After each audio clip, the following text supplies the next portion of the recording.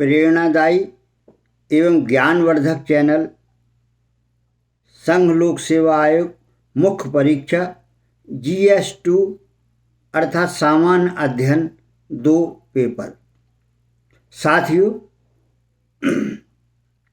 आज हम चर्चा करेंगे संघ लोक सेवा आयोग के GS2 पेपर के बारे में। यह प्रश्न पत्र 2 से 50 अंकों का होता है एवं इसकी अवधि 3 घंटे की होती है। यह प्रश्न पत्र मेरिट बनाने में सबसे अधिक अंक वृद्धि में मददगार होता है। सामान्य अध्ययन 2 पेपर में कुल 20 प्रश्न करना होते हैं। इनमें से पहले 10 प्रश्न 10 अंक प्रत्येक एवं 11 से 20 वाले 10 प्रश्न 15 अंक प्रत्येक के होते हैं। पहले 10 प्रश्न लगभग 150 शब्दों में एवं बाद के 10 प्रश्न 250 शब्दों में लिखना होते हैं। चूँकि उत्तर कम एवं सीमित शब्दों में लिखना होता है, इसीलिए हमें बहुत ही सटीक एवं सारगर्भित उत्तर देने का प्रयास करना चाहिए। उत्तर तथ्यपूर्ण एवं यदि आवश्यक है तो धाराओं एवं अनुच्छेद के उल्लेख सहित होना चाहिए। उत्तर से सार को गृहीत कर शेष को हटा देना चाहिए। उत्तर कितना सारपूर्ण एवं सटीक है, यही सफलता का मूल मंत्र है। इसके लिए गहन तैयारी आवश्यक होती है। इसकी विषय वस्तु निम्न प्रकार है। सामान्य अध्ययन 2 शासन व्यवस्था, संविधान, शासन प्रणाली, सामाजिक न्याय तथा अंतर्राष्ट्रीय संबंध। भारतीय संविधान, ऐतिहासिक आधार, विकास, विशेषताएं, संशोधन, महत्वपूर्ण प्रावधान और बुनियादी संरचना।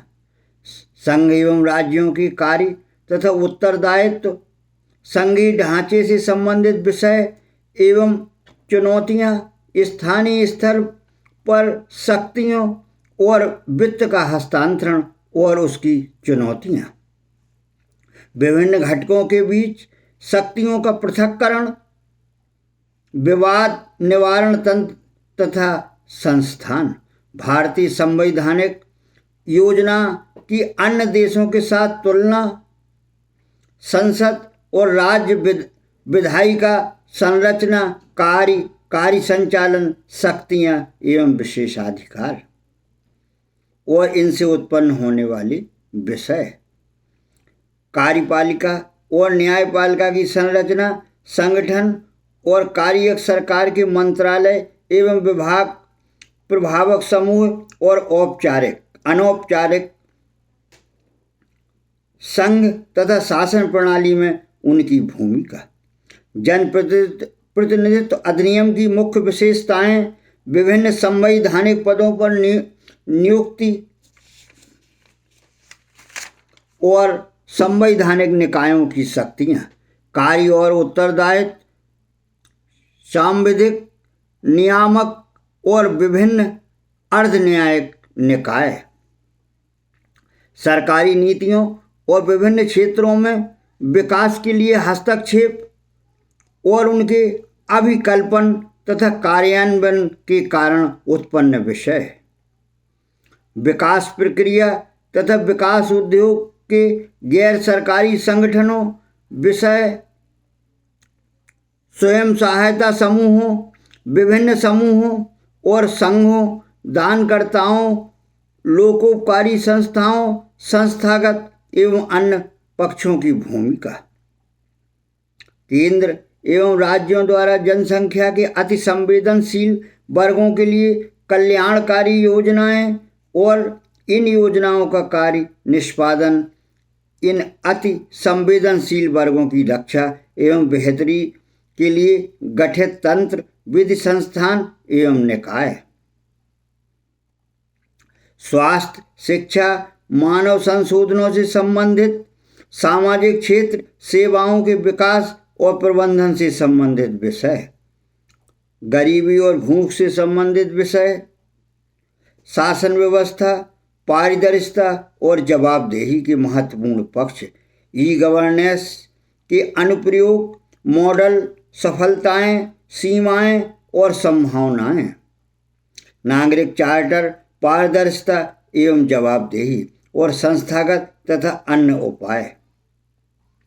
लोकतंत्र में सिविल सेवाओं की भूमिका, भारत एवं इसके पड़ोसी संबंध,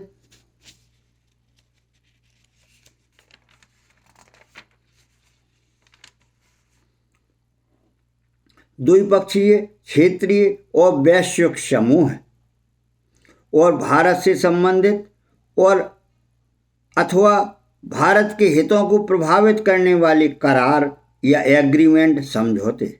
भारत के हितों, भारतीय परिदृश्य पर विकसित तथा विकासशील देशों की नीतियां तथा राजनीति का प्रभाव। महत्वपूर्ण अंतर्राष्ट्रीय संस्थाएं और मंच से उनकी संरचना, अधिदेश। हमें उक्त विषय वस्तु की तैयारी पूर्ण गहनता एवं बारीकी से करना चाहिए साथियों, जिससे उत्तर सारगर्भित, सटीक, संक्षिप्त, तथ्यपूर्ण और आवश्यक होने पर धाराओं एवं अनुच्छेद सहित बताए या निर्धारित किए गए शब्दों में होना चाहिए।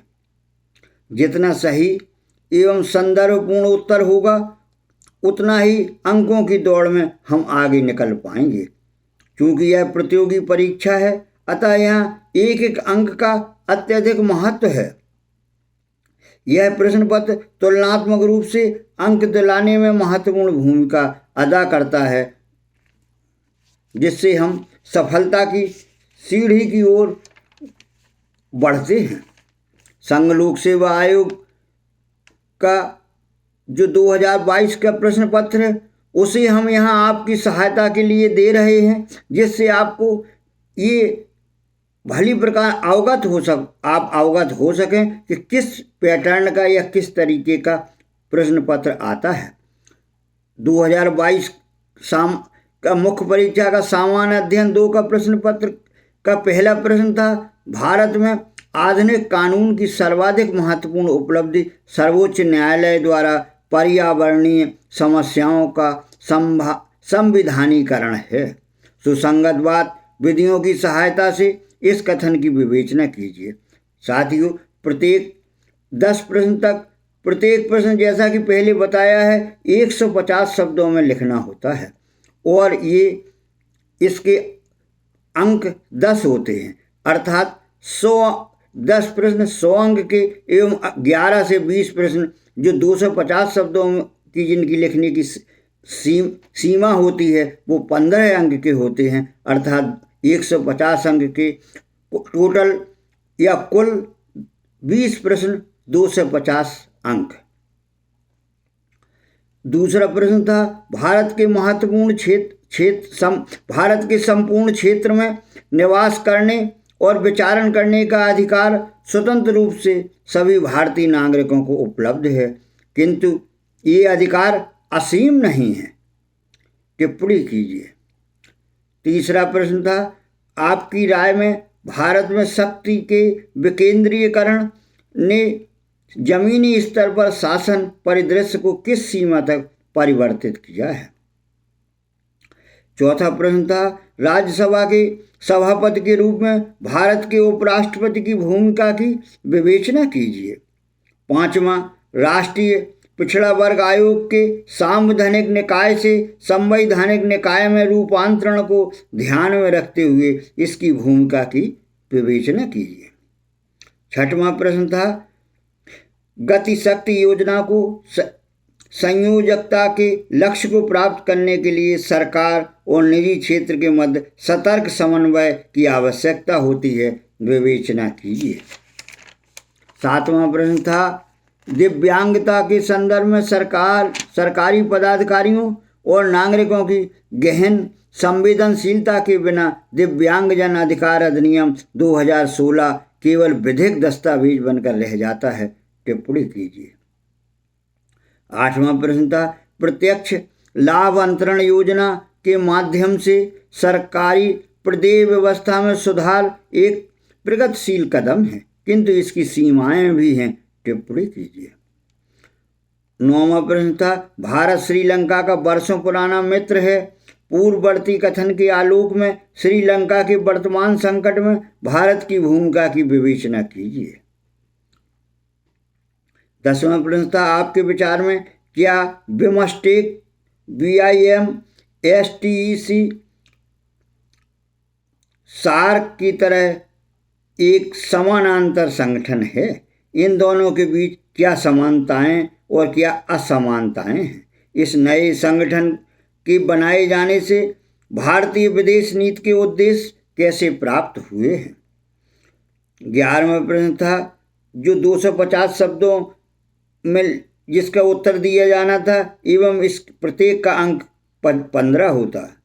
लोक प्रतिनिधित्व अधिनियम 1951 के अंतर्गत संसद अथवा राज्य विधायिका के सदस्यों के चुनाव से उभरे विवादों के निर्णय की प्रक्रिया का विवेचन कीजिए। किन आधारों पर किसी निर्वाचित घोषित प्रत्याशी के निर्वाचन को शून्य घोषित किया जा